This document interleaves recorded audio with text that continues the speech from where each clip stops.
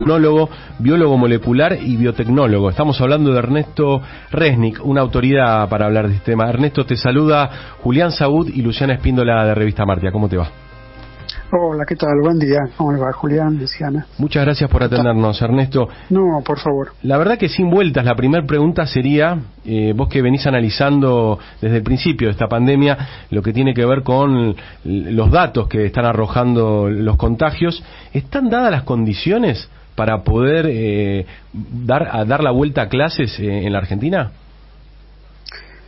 Bueno, viste, es una pregunta relativa porque claro, depende de dónde pones la prioridad, ¿no? En principio la respuesta simple sería no, basado en lo que, digamos, si querés comparar con el resto del mundo, lo que estás viendo en Europa es que al revés, los lugares donde tener las escuelas abiertas era la prioridad fundamental, en estos momentos las cerraron y las mantienen cerradas. ¿Por qué? Porque hay gran circulación del virus y un miedo extra ahora que tiene que ver con las nuevas variantes, y esas nuevas variantes, algunas de las cuales escapan a las vacunas. Entonces, ese temor de reiniciar o fomentar nuevas olas de contagios con una variante para la cual la vacuna no sea solución, es un miedo general, ¿no?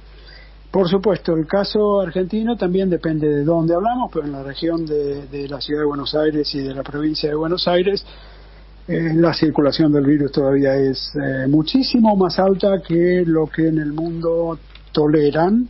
No creo que ninguna gran ciudad, por supuesto, o por cierto, por lo que conozco, ninguna gran ciudad en Estados Unidos con una circulación equivalente tiene las escuelas abiertas, pero a la larga es una decisión política, ¿no? Política y social también. Claro. Yo entiendo el argumento de que hace daño a los niños no tener escuela presencial, pero uno piensa que falta poco para las vacunas, falta poco para mejorar un poco la situación. A mí me parece una decisión un tanto apresurada. Ernesto, déjame volver sobre tus definiciones, porque estamos hablando con alguien que viene evaluando toda esta información y estos datos. Después les vamos a dar a los oyentes tu tweet, tus Twitter, donde vos analizás esta información muy detalladamente.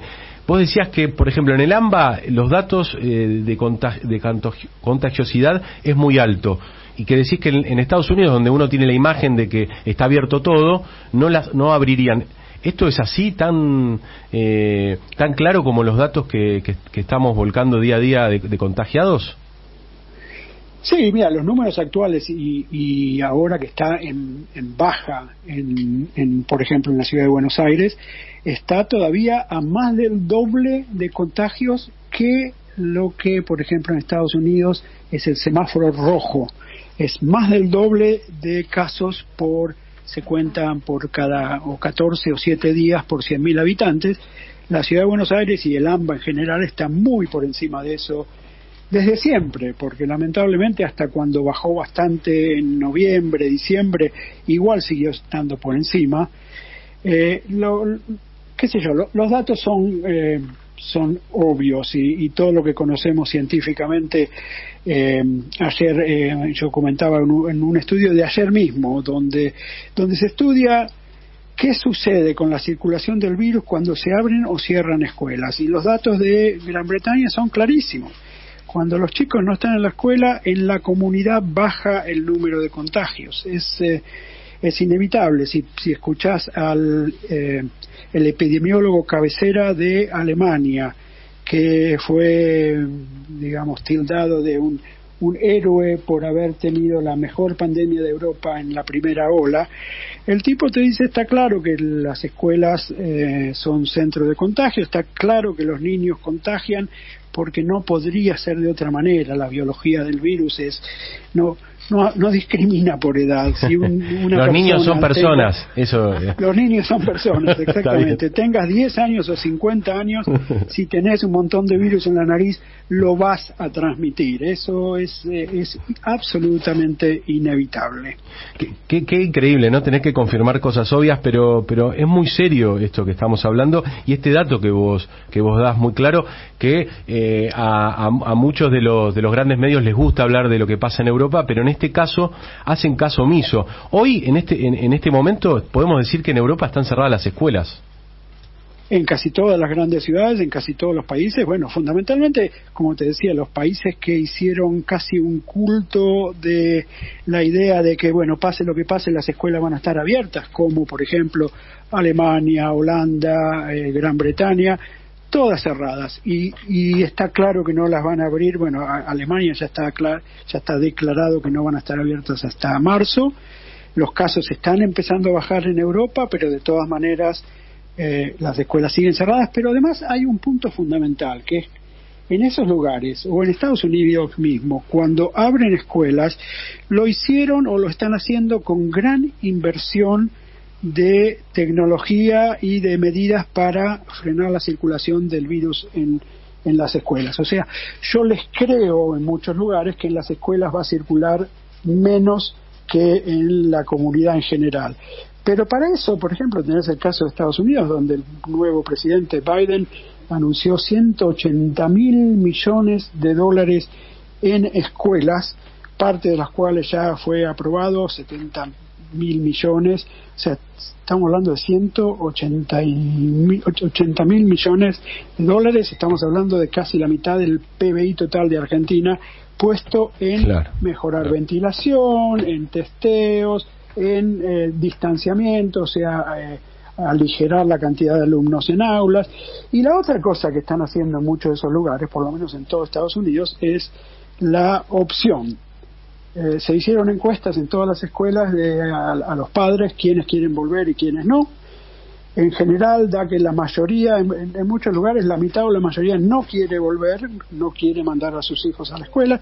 Entonces, por ejemplo, donde estoy yo, en la ciudad de Minneapolis, ¿qué es lo que se hizo? Se abrió solamente esta semana, recién, después de todo un año cerrada, se abrió para los chicos de jardín a 5º grado, y como la encuesta dio que la mitad no quiere volver, se hace un sistema mixto, o sea, presencial y online. La mitad de los chicos va, la otra mitad no va. ¿Qué es lo que logra eso? Que bueno, que en las aulas, en lugar de tener 30 chicos, tenés 10 o 15 chicos, con lo cual se puede establecer distanciamiento.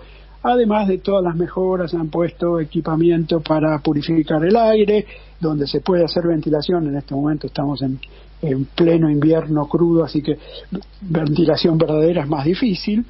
Pero bueno, se invierte un montón de dinero en tratar de volver a la escuela, y aún así no se vuelve a la escuela.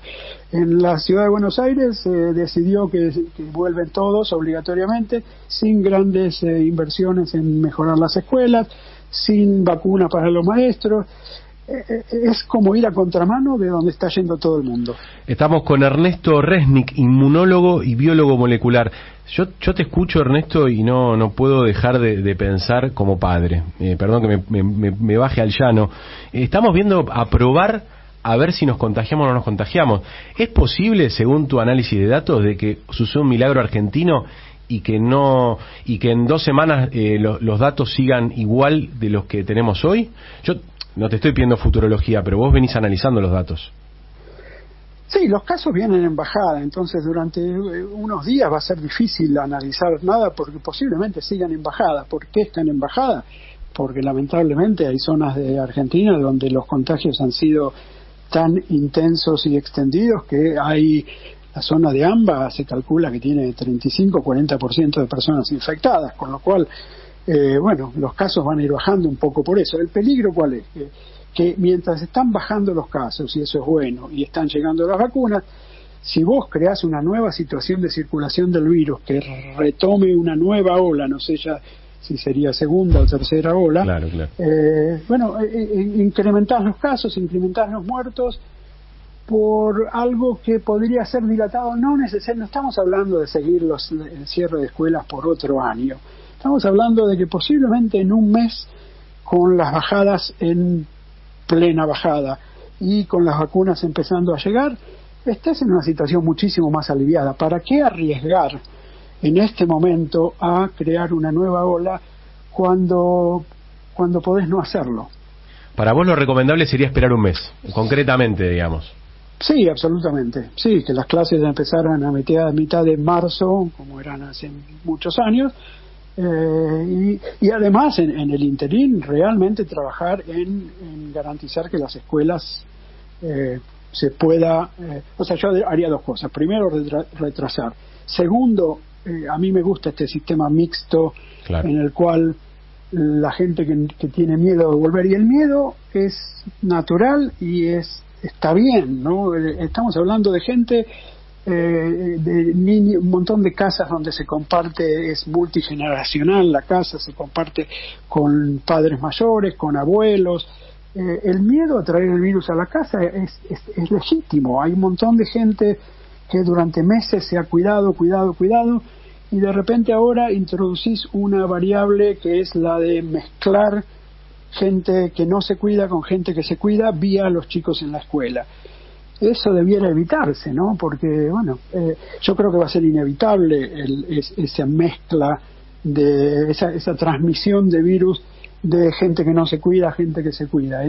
Lamentablemente es inevitable en una escuela, y sobre todo en escuelas donde todos los niños están obligados a volver, donde las aulas son chicas, donde las escuelas no están preparadas. En fin, creo que ha sido improvisado por razones políticas. Se ha decidido que esto iba a ser porque le sirve al gobierno de la ciudad para hacer quizás propaganda política de nosotros somos los que regresamos a la normalidad, cuando vamos a estar lejos de la normalidad. Ernesto, para cerrar, entonces vos decís que 2 semanas podría ser un tiempo prudente para analizar el impacto de la vuelta a clases de esta manera, sin virtualidad. Lo que ocurra empezando mañana, lo más seguro que se vea en un mes, ¿no? Un mes. Porque la transmisión, si empieza transmisión en las próximas 2 semanas, en general los casos no se ven hasta 2 semanas después.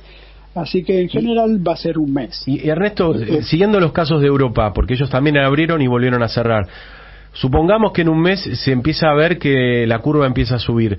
¿Hay vuelta atrás? Digo, ¿cómo resulta eso cuando se corta? ¿Hay tiempo para cortar o ya es tarde? Bueno, en el mundo han hecho eso, ¿no? En lugares donde apareció un brote se cerró la escuela, lo menos por 1 o 2 semanas y listo. En Estados Unidos igual. El gobierno de la Ciudad de Buenos Aires prometió que aunque haya casos no se va a cerrar, claro, lo cual es ya por definición es una inconsciencia, ¿no? Es simplemente no decir, bueno, cuando ocurra eso vamos a evaluar qué pasa y vamos a hacer lo más seguro. En lugar de eso dicen se va a seguir y se acabó. Si se contagia más, que se contagia más, que de algún modo es lo que hemos visto toda la pandemia con otras cosas también, ¿no? Recordemos, y no es casual, que la Ciudad de Buenos Aires decidió el plan de aperturas de bares, aunque sean afuera. Sí. Vimos las imágenes en julio y después tuvimos el pico peor de infecciones y muertes en agosto, septiembre, octubre. La última, Ernesto, porque la verdad que te escucho y se me ocurren. Por ejemplo, la autoridad sanitaria en la Argentina no debería poner un freno. Vos me imagino que tenés contacto con alguno de los que asesoran al presidente. ¿Por qué crees que el Ministerio de Salud no está jugando un rol importante, siendo tan claro lo que vos estás diciendo?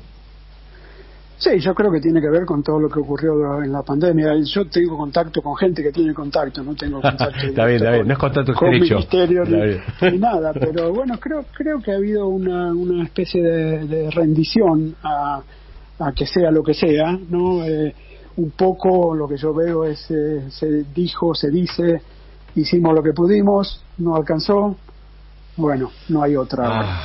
Creo que es un poco la situación. Ojo, no es único de Argentina tampoco. No, está claro. Estados Unidos es exactamente igual o peor. Acá mismo, acá hubo un rebrote grande en noviembre y los bares cerraron para crédito de mi gobernador, cerraron completamente bares y restaurantes y gimnasios hasta enero. Pero ahora, con los casos todavía no destruidos o por lo menos no bajados demasiado, se volvió a abrir todo y va a haber un rebrote. Lo que pasa es que ahora especulamos con que mientras tanto llegan las vacunas. Creo que el Ministerio de Salud está especulando con eso también. Yo creo que hay una especie de, se hizo lo que se pudo, que también voy a decir, lo que se hizo fue mucho y se pudo sirvió, ¿no? El viejo tema de aplanar la curva para que los hospitales no se no se saturen, se logró, y con eso, bueno, igual hubo 50.000 muertes, que es una barbaridad, ¿no? Ya estamos desensibilizados con ese número, pero ¿quién lo hubiera dicho hace un año, no? ¿Quién lo hubiera dicho? Ernesto, te agradecemos este tiempo, gracias por la explicación, no solo que hiciste acá al aire, sino la que haces todos los días en la red Twitter, que te tomás el trabajo de analizarle los datos, la información, y que es muy importante para poder saber dónde estamos parados. Ernesto, un placer, gracias. Te agradezco, Julián, un abrazo.